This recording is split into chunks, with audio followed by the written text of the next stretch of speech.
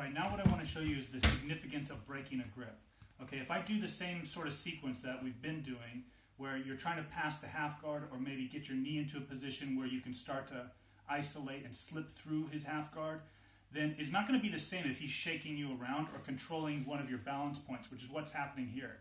If, for example, if DL pulls my arm out from underneath me, my balance is broken, it's very easy for me to slip down on the side and get swept.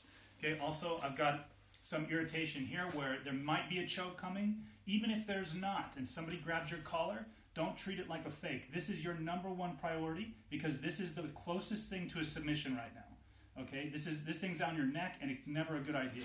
I can't remember a time when I ever thought it was a good idea for the guy to have one hand inside my collar. So always, their first priority is to break this, but also I need to enter my knee, remember, over his knee. But again, this is not more important than this. So no matter your position, even if you're back here, number one, break the grip, then enter your knee, okay? Now, whether you hang on to the grip or not is irrelevant because I've got to get, remember, back into the same pocket. So if the guy's holding my grip here, if I put my hand to the ground, remember, this is compromised, okay? He can pull this at any point. So I've got to use this in a way where I can start to make a balance point for myself without having the table leg knocked out from underneath me. So I'm going to take a grip. So he gets a grip, I get a grip.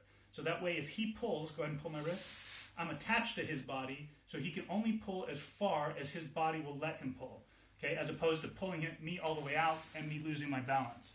Okay, so go ahead and pull the grip.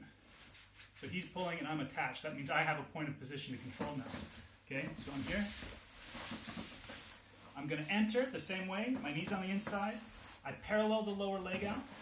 It breaks the hook. And now I'm going to use this to pull myself through.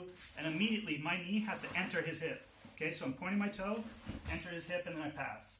Okay, but that's how you break and exchange a grip as you're doing the same sequence to get into side control.